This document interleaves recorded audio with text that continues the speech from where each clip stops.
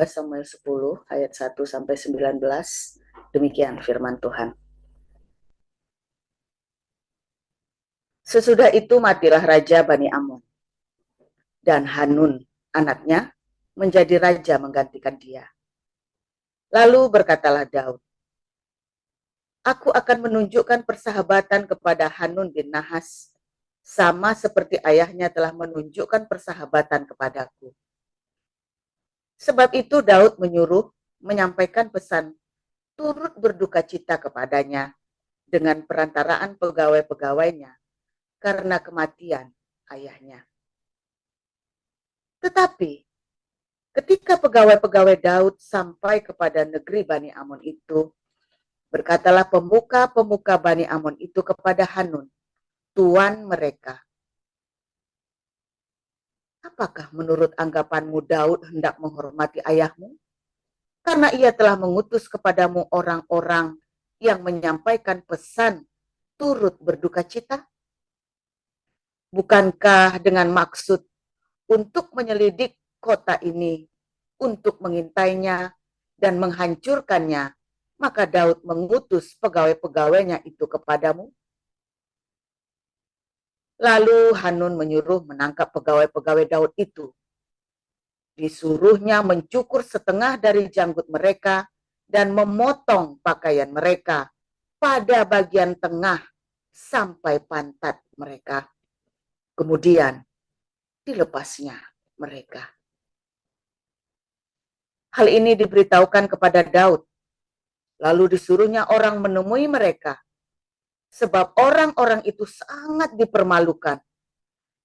Raja berkata, tinggallah di Yeriko sampai janggutmu itu tumbuh.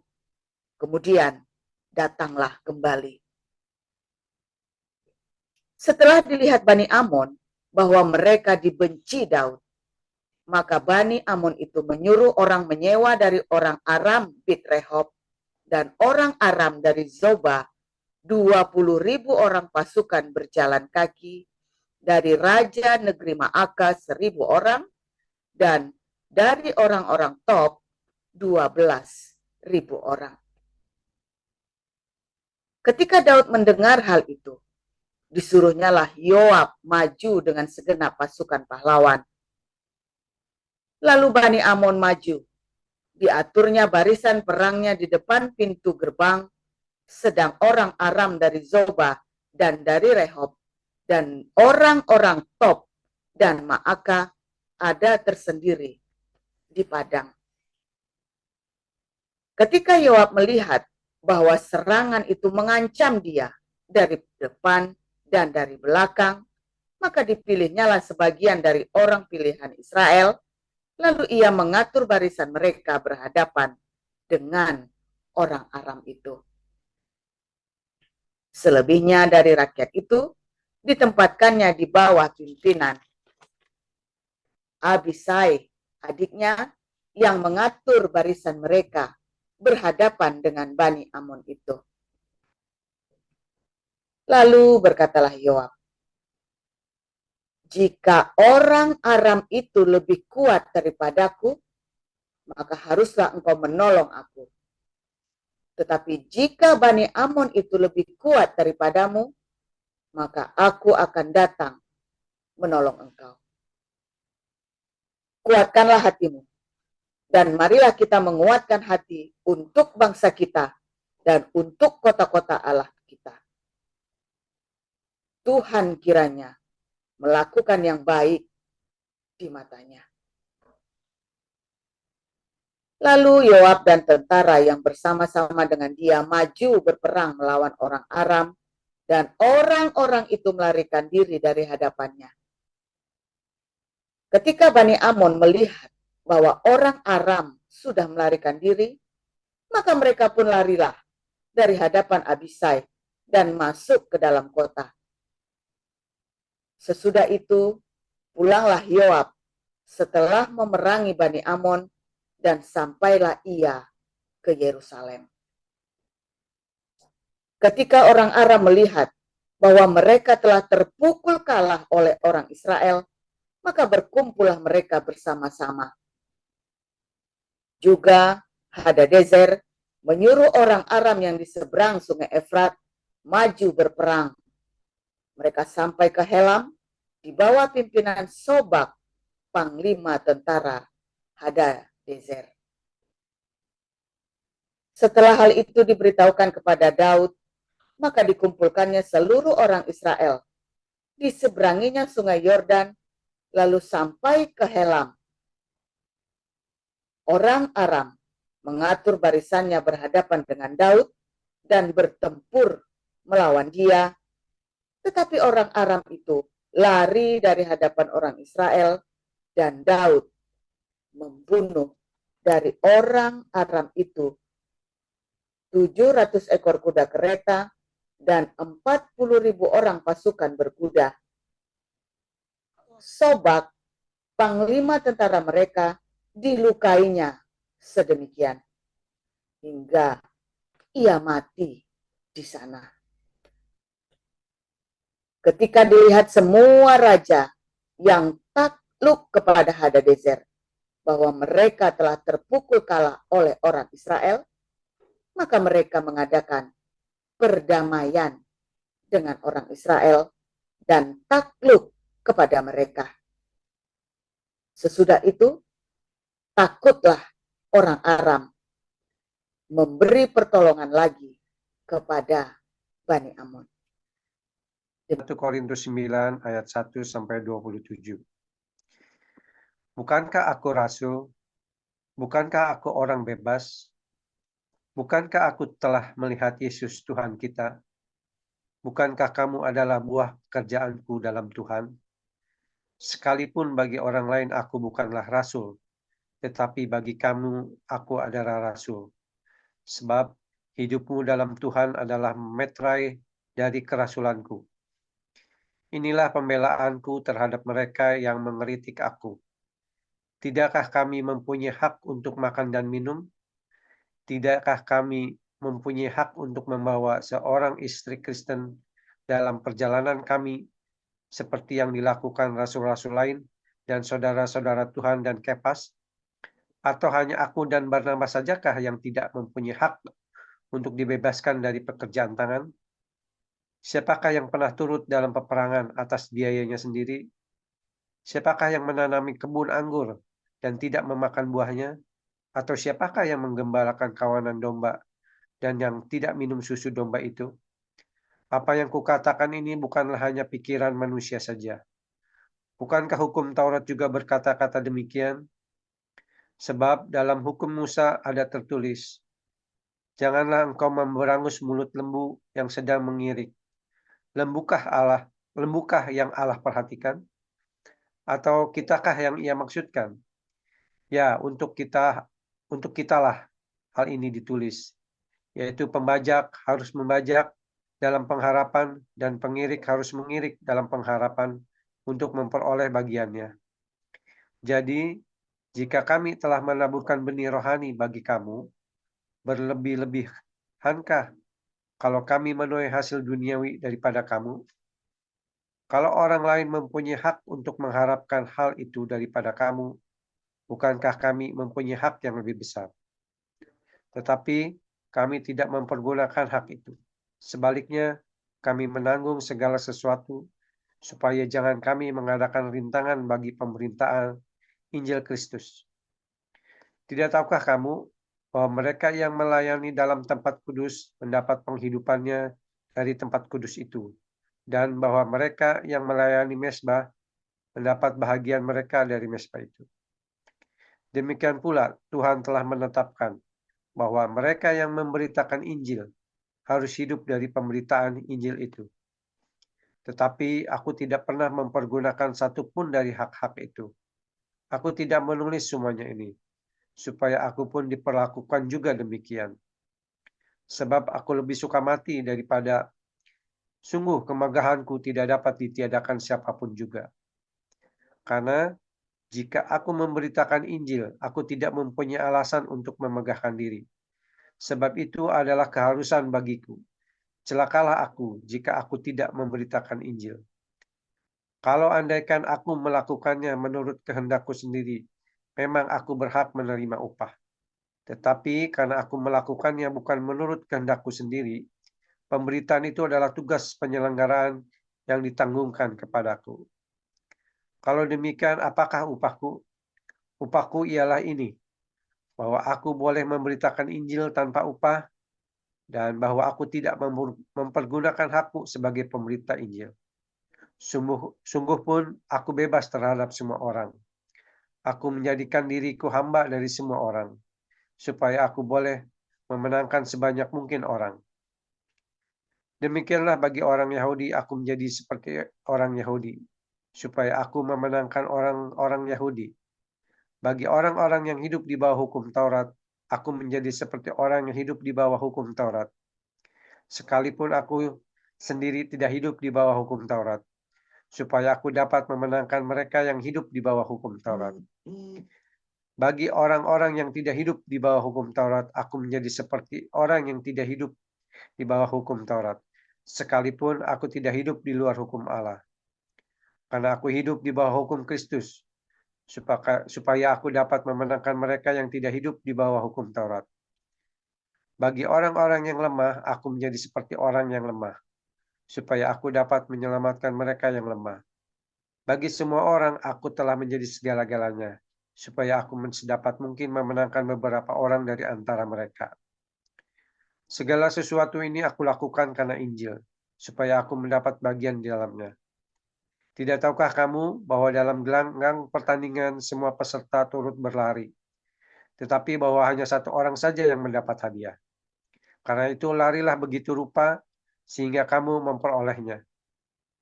Tiap-tiap orang yang turut mengambil bagian dalam pertandingan menguasai dirinya dalam segala hal. Mereka berbuat demikian untuk memperoleh suatu mahkota yang fana, tetapi kita untuk memperoleh suatu mahkota yang abadi. Sebab itu aku tidak berlari tanpa tujuan, dan aku bukan petinju yang sembarangan saja memukul. Tetapi aku melatih tubuhku dan menguasainya seluruhnya, supaya sesudah memberitakan Injil kepada orang lain, jangan aku sendiri ditolak. Hari ini luar biasa saudara, di hari-hari ini kita ada banyak sekali proyek dan kegiatan dan banyak sekali ya perubahan-perubahan ya, nanti tanggal 1 Januari akan kita umumkan. Cuma ada yang penting saudara ya, dalam saya memulai komunitas baru yang di Den Haag, kita baru 2 bulan ya, 2 bulan. Tuhan suruh saya buka, kalau enggak saya nggak akan buka saudara, Den Haag ya. Kita sudah umur 50 tahun tahun ini ya, umur 50 tahun kita ada cukup banyak bikin kehebohan ya di tahun-tahun sebelumnya. Sekarang kita mesti bikin kehebohan lagi di Den Haag, dan kita cukup dikenal di kantor pemerintah Den Haag, kota Den Haag, dan terutama di kalangan homeless kita ini udah terkenal banget saudara ya, di kalangan homeless yang ada di Den Haag, juga di kalangan ini ya remaja, pemuda-pemuda remaja itu kita mulai ya, mereka mulai bertanya-tanya siapa Hagios ini ya. Kita hire satu orang kemarin nge-rap ya di tempat kita hire dia, mulai kemarin dia sudah mulai ini ya, mulai datang. Kita selalu nanti ada DJ semua ya, setiap kali ibadah kita ada DJ, ada nge-rap pokoknya selalu ya saudara ya, tiap hari Sabtu. Dan nanti bersama Wisely, Daniel Nanhu ya, ibunya, ayahnya orang Surinam, ibunya orang Belanda ya. Nah, kita akan selalu nge-rap. Nah, tapi memang begitu saudara ya, ketika kita mau memenangkan jiwa, kita mau datang ya kepada orang-orang, targetnya siapa? Ya kita harus belajar kulturnya mereka saudara. Kita harus belajar jiwanya mereka, apa yang dalam pikiran mereka, apa yang dalam hati mereka, apa yang menjadi kebiasaan mereka. Itulah pekerjaan misi ya. Kalau Anda tidak siap untuk seperti itu, Anda berarti bukan seorang misionari, Anda bukan seorang yang berjiwa misi. Dan tidak semua orang bisa berjiwa seperti itu. Dan Anda harus paham ya, bahwa ada orang yang harus berjiwa seperti itu dan harus bisa melakukan pekerjaan itu Ya, justru kalau Anda tidak bisa melakukan hal seperti itu, sementara kita katanya mau memberitakan Injil, mau permisi, maka Anda tidak akan pernah sukses, saudara. Makanya Paulus berkata, ketika aku pergi sama orang Yahudi, aku akan menjadi Yahudi. Aku akan bertingkah laku seperti Yahudi. Ketika aku berkata pada orang non-Yahudi, aku harus berusaha mengikuti caranya mereka. Dan kadang-kadang kita harus berkompromi tanpa kita harus berbuat dosa. Ya, artinya kita menurunkan standar kita tanpa kita harus berbuat dosa, saudara. Misalnya nih, Anda kalau makan, ya biasa kudu bersih semua. Begitu Anda makan di Kukam itu, di stasiun itu, saya bareng mereka, Anda harus belajar untuk makan apa adanya. Saya di rumah dari kecil kalau makan bersih. Kita orang miskin tapi bersihan, saudara ya. Malah cenderung papi saya itu apa-apa selalu pakai cuci sabun itu. Aduh, kita sampai capek kalau ngadepin papi itu ya. Jangan-jangan papi OCD ya. Jangan-jangan ya, bersihan banget ya. Sampai bersih apa semua itu ya. Aduh, oke pusing kalau ketemu si papi itu ya, apa-apa bersihan gitu ya. Jadi kalau misalnya kaki saya dia di tengah, di sela-sela jari-jari kaki itu nanti ada hitam-hitam gitu, dia ngomongin, nanti kita dituntun ya, sama dia dibersihin, saudara, diajari. Nah begitu kita sudah ini diancam, saudara, kalau kamu tidak bersih nanti kakinya mau diputus, saudara, tinggi-tinggi. Dulu ada pintu dicopot, giginya mau disikat pakai sikat emas, sikat gitu, tapi kan tukang kemasan dulu ya. Aduh, pokoknya serem-serem ancamannya, saudara. Nah, kalau kita biasa bersihan, saya kalau makan biasa bersihan, nggak bisa makan jorok, saudara ya. Makan jorok saya pasti diare. Nah begitu Anda di Kukam, Anda kumpul sama orang-orang ini, Anda kudu makan seperti itu. Aduh, itu paling sengsara saya, saudara ya. Kalau udah begitu makan sama orang-orang gelandangan ini, saya paling sengsara. Saya kalau penginjilan, saya paling susah itu makan, ya. Kalau saya mau penginjilan ke orang-orang jalanan dulu waktu di Indonesia ya, saya kan kudu siap makan bersama mereka, lesehan sama mereka, minum bareng mereka, saudara. Kalau Anda tidak bisa minum bareng mereka, Anda nggak akan diterima. Salah satu penginjilan di suku Indian, kalau Anda nggak bisa menghisap pipa perdamaiannya mereka, Anda tidak akan diterima, saudara. Jadi diterima Injilmu pun tidak akan diterima. Anda kalau ditawari ngerokok, ya Anda kudu ngerokok bareng sama mereka. Maka Anda kan bisa. Ya kecuali kalau narkoba ya jangan, saudara ya. Kalau narkoba itu kan Anda lagi mau angkat orang dari racun, mana Anda ikut minum racun namanya kan. Nah, ketika kita penginjilan, ada sampai batas-batas titik kompromi yang harus kita lakukan, saudara. Kalau Anda tidak bisa melakukan itu, maka jangankan beritamu, saudara, kamu aja nggak bakal diterima. Jangankan beritanya, kamunya aja nggak diterima. Kamu baru ngomong nggak bakal didengar. Itulah sebabnya kita kalau penginjilan selalu sukses ya. Saya kalau penginjilan itu selalu akan masuk ke rumah mereka. Yang pertama kali saya belajar itu belajar makanannya mereka, itu paling sengsara, itu paling berat buat saya ya, belajar makan. Sementara mereka makan kadang-kadang sampai dilalari, sampai apa tuh, sampai saya stres, saudara ya. Kadang ya itu paling bikin saya stres. Tapi itu tantangan. Begitu kita bisa masuk ke tengah mereka, kita bisa hidup dengan mereka, makan minum dengan mereka, ya. Mereka kan happy, saudara. Makanya saya kalau minum sama mereka, pokoknya minumnya selalu minta air panas. Ya, kalau saya penginjilan, udah kalau air panas kan mau dia nggak dicuci, gelasnya selama setahun nggak dicuci, pokoknya airnya panas, saudara. Ya kan gelasnya itu udah bersih, pokoknya setidaknya bersih. Ya kalau makan apa udah nggak doyan, tak telan udah merem, saudara, tak telan, saudara, yang nggak tahu rasanya apa, pokoknya tak telan aja ya. Banyak-banyaknya tak telan terus saya minum air panas, menderita sekali, saudara. Sampai mereka tahu ternyata saya nggak doyan. Setelah kita sudah dekat, udahlah saya aja yang masak, saya bilang. Saya aja yang masak daripada beli masak. Tak masakan udah, tak masakan. Nah, yang penting saya yang masak pasti bersih. Nah itu sengsara, saudara kita. Nah seringkali ketika kita merendah, saudara ya, ada orang-orang ya yang kan dia tidak terbiasa ya. Ketika ada orang merendah, maka Anda kan diterima dengan salah, saudara ya. Nah kalau di dalam ketika kita merendah orang salah, bagaimana salah paham? Dipikir kita mau murahan, dipikir kita ini apa ya? Ya kita tetap tunjukkan dengan tulus. ya bagaimana kita tetap rendah, bagaimana kita tetap mau mau bersama dengan mereka, ya bahwa kita mau satu sependeritaan dengan orang-orang ini.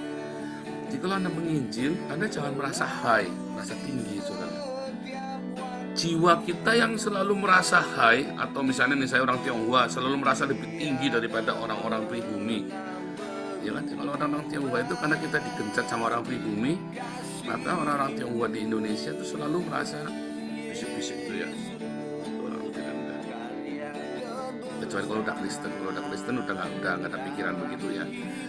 Kalau udah maksudnya kalau sama-sama di gereja ya sudah nggak mikir bahwa itu orang pribumi, itu bukan pribumi. Rasanya sih sudah nggak, karena sepupu saya sendiri banyak yang menikah sama orang Manado, sama orang Jawa ya, karena Kristen ya, karena Kristen. Ajaib ya, Tuhan Yesus membuat kita bersatu sehingga nggak peduli sukunya apa. Tetapi saudara, kadang-kadang kita merasa lebih tinggi kastanya daripada orang lain.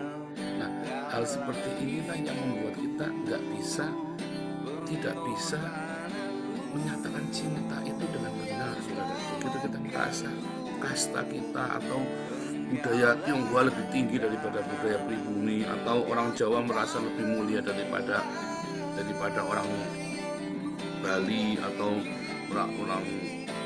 orang Sunda merasa lebih mulia daripada orang Jawa Tengah, dan seterusnya ya, maka Anda tidak akan pernah bisa mengasihi dengan benar. Allah itu masih ada di dalam keluargamu, masih dalam pikiranmu. Itu kadang-kadang kita kalau ngomong-ngomong itu ya, ini orang cara berpikirnya beda ya, saudara ya. Saya selalu, ya maaf saudara ya, kalau teman-teman yang sesama kita orang Tionghoa terus kita ngomong itu fankui, dasar itu fankui itu orang pribumi itu ya, dasar otak fankui. Saya kadang-kadang menetralisir ya, bukan saya mau menjegal, bukan saudara, tapi saya mau langsung ngatakan kamu nggak boleh ngomong begitu, kan salah juga, karena itu ada, itu nyatanya ada di dalam budaya.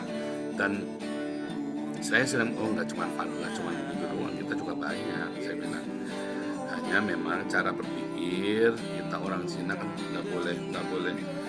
Kenapa kita berbeda?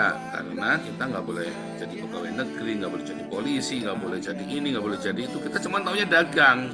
Makanya kalau udah cerita macam-macam, kita otaknya otak dagang. Jadi jangan salahkan. Itu saya harus menerima itu kenyataan itu. Ya itu nanti sebenarnya di kelas apostolik itu diajarkan ya, gap budaya. Nah di komunitas kita juga ada saudara ya, gap budaya itu ada di komunitas kita. Jangan ngomong tidak ada, bohong, ada saudara. Hanya bedanya karena saya tidak begitu, Anda nggak berani, ya kan? Karena saya tidak begitu, makanya Anda nggak berani, ya kan? Gap budaya itu sebenarnya kita ada saudara, kelihatan, hanya tidak terucapkan. Nah saya berdoa dan saya berharap agar gap budaya ini benar-benar nggak ada. Mengapa? Karena cinta, kasih itu tidak mengenal budaya saudara. Ya, bahkan dengan budaya yang berbeda, dengan latar belakang pola pikir yang berbeda, bahasa cinta itu ya meruntuhkan semua gap budaya itu saudara. Bahasa cinta itu meruntuhkan gap budaya. Kalau Anda tidak punya cinta, maka gap budaya itu menjadi masalah besar, ya saudara, di dalam pernikahan kita. Ya, kalau cintamu sudah habis, ya maka Anda yang menikah beda budaya bisa saling misui saudara ya, saling ngerasani. Orang Batak ngerasain orang Jawa ngerasain orang Bali, ya. Kalau cinta itu sudah habis, yang ada tinggal ngerasani tok, ya. Orang Tionghoa yang menikah sama orang-orang pribumi Indonesia, atau orang bule yang menikah sama orang Indonesia, biasanya orang Indonesia yang ngerasani saudara ya, dasar bule, corok lah, inilah itu lah, nggak pernah mandi dan segala macam. Kamu dulu mau sama dia, ya dulu cinta ngesek, bukan cinta ngesek, pengen duitnya kamu dulu, karena sugih ini bulenya kan. Terus kalau udah tua ya bau, namanya bule, mandinya 2 bulan sekali udah bagus saudara. Nah itu menjadi gap budaya ya, menjadi gap budaya. Kalau begitu cintamu hilang, yang tersisa cuma misu-misu tok saudara.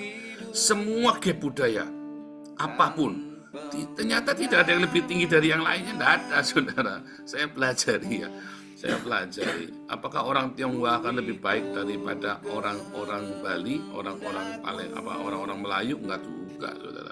Dalam hal uang, ya orang Tionghoa lebih disiplin, lebih kekeh ya. Tapi dalam hal yang lainnya enggak juga. Dalam kesetiakawanan orang Tionghoa enggak ada setiakawanan yang namanya Bengyu Cak Hau Bengyu Cak Kuping, saudara ya. Teman baik pun makan kuping kita, saudara. Jadi semua budaya ada stereotip baik dan tidak baik, dan kita harus mengerti itu. Kita hanya bisa menyatu karena ada cintanya Tuhan Yesus. Sepakat kita pakai cintanya Tuhan Yesus. Kalau enggak kan tetap jadi, dan kita baru bisa tuh respect sama budaya lain, saudara. Ya, baru kita respect sama budaya lain. Nah, kalau saya sendiri terbiasa dengan berbagai macam budaya di dalam keluarga kami ya. Dan saya melihat setiap budaya itu masing-masing kita mempunyai kelebihan dan kekurangan kita. Tapi paling penting, saudara, paling penting belajar kita untuk menghargai, ya, untuk menghargai ketika orang itu berbeda sama kita. Jangan langsung berpikirnya jelek, saudara. Jangan langsung berpikirnya negatif sama orang lain. Jangankan budaya, bahkan sama sesama. Dan sedihnya saya, saudara, seringkali kalau ada orang ya dia sudah merendah malah diinjak sama temennya. Makanya saya sering ajarkan kepada Anda ya, kalau ada orang merendah bukan berarti dia nggak punya apa-apa, saudara. Ya, Parto itu orang yang sangat rendah hati, saudara ya. Parto, ketua pembina kita ya. Kalau dia merendah bukan dia nggak punya apa-apa, saudara. Saya tahu siapa dia, saudara. Keluarga apa kita udah lama kenal lah pokoknya. Saya tahu siapa dia. Dan memang orangnya rendah hati, nggak suka ribut. Kalau dia sudah merendah, jangan kamu pikir dia itu remeh, saudara. Saudara, kalau Anda lihat ya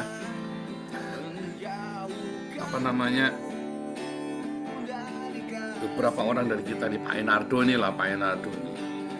Saya tidak kenal Pak Enardo, tapi saya mencoba stalking siapakah Pak Enardo ini. Pak Enardo ini orang hebat, saudara. Nah, kelihatannya begitu. Nah, banyak sekali orang di kita ya yang tidak mau nampak yang style kendo, saudara. Tapi mereka itu orang-orang hebat ternyata. Saya bukan lagi muji-muji Enardo, ini kebetulan Pak Enardo kan sekarang udah jadi pembina kita ya, saudara ya. Jadi pembina di pagi ya, saudara nanti. Kamu jangan berpikir bahwa kalau ada orang rendah hati, ya kebetulan kita ini semua nih nanti orang-orangnya saya cari yang kalem-kalem. Kalau ada orang kalem, rendah hati, dia baik, jangan kamu pikir dia lemah, saudara. Ya ini saya wanti-wanti benar-benar. Banyak orang karena kita punya cinta, karena kita sabar, karena kita nggak suka ribut, lalu kamu menunjak. Ya, saudara ya. Ini saya memperingatkan kepada kita semua ya, karena saya memilih semua pengurus yang tidak suka, yang benar-benar drive ributnya itu rendah sekali, saudara ya. Kalau dulu kan kita drive ributnya kenceng banget ya, mungkin gara-gara saya juga ya. Nah sekarang kita pilih semua pengurus yang tidak suka ribut, saudara.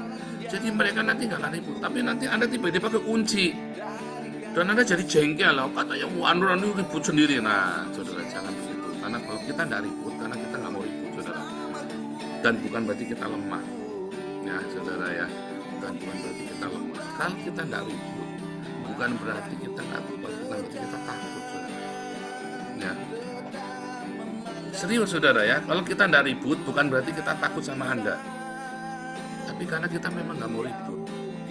Pak SK itu ya, itu orang hebat juga, saudara ya.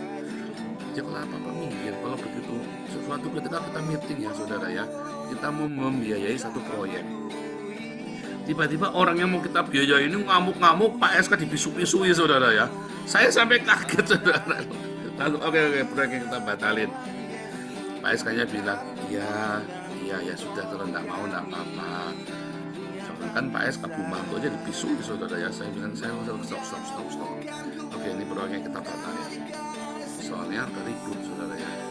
Dan dua orang ini nggak banyak ngomong ya, Bu Mantu juga nggak banyak ngomong, Pak SK juga nggak banyak ngomong.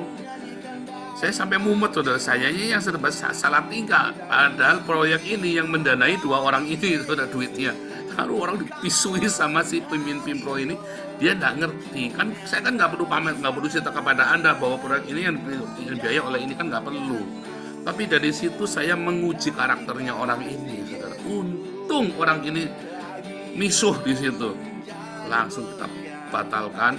Sudah beli saudara mesinnya. Saya bilang sama Bu Mantu dari Tarbi Posko aja, dipakai aja buat proyek kita sendiri. Itu saudara ya, kita nggak pakai babi itu, kita potong. Wah, dia keblingsatan saudara ya. Kebetulan karena teman baik ya, saya ngomong sama dia, saya jabri, Pak SK dan Bu Mantu itu yang mendanai proyek. Lah malah kamu maki-maki dia. Sayanya ya nggak enak, udah kita batalin aja. Nah itu loh saudara. Kadang-kadang kalau ada orang baik, orang nungguin kamu, kelihatannya lemah, kelihatannya orang itu murah hati, seringkali kamu injak saudara.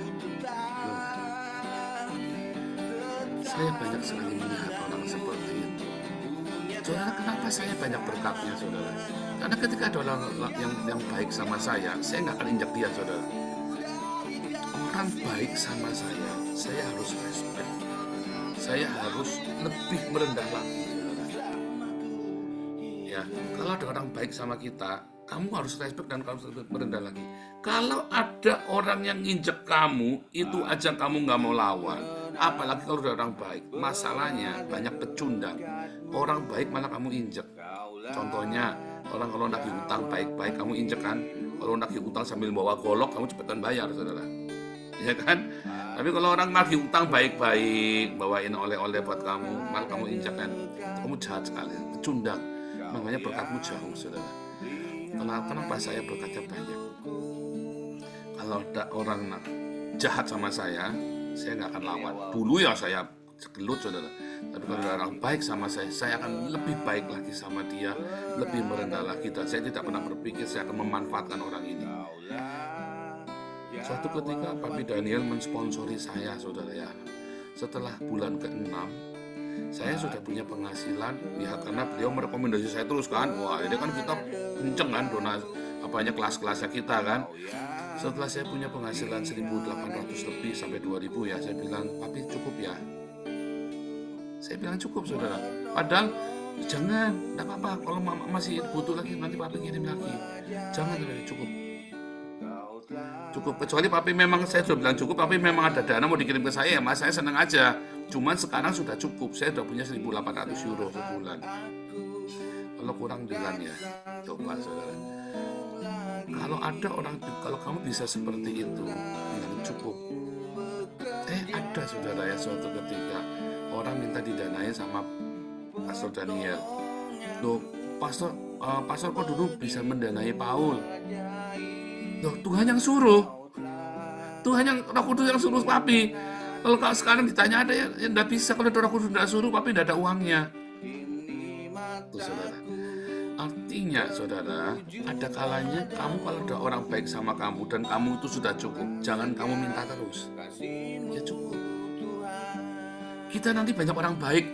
Tahun 2025 semua pengurusnya ini orang baik saudara. Itu yang saya khawatirkan sebetulnya. Orang-orang yang melunjak. Ya saudara ya. Nah itu yang saya khawatirkan. Tapi kita berdoa ya, supaya kita semua tahu diri, supaya kita semua bisa bilang cukup, supaya orang lain bisa dibantu saudara.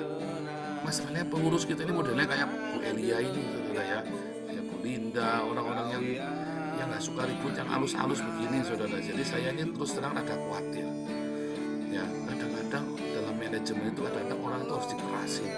Cuman kita ini terlalu banyak orang keras kemarin saudara ya, sehingga kita ributnya setiap semester pasti ribut. Saya juga malu saudara, tiap semester ribut. Terus kadang kita cari yang baik-baik ya, semuanya orang baik, gak ada yang ribut. Nah kita sekarang masukkan. Nah sekarang yang diurusin ya tolong, yang diurusin ya tolong. Kalau sudah cukup bilang cukup, jangan terus bilang kurang terus saudara ya. Tuhan Yesus memberkati.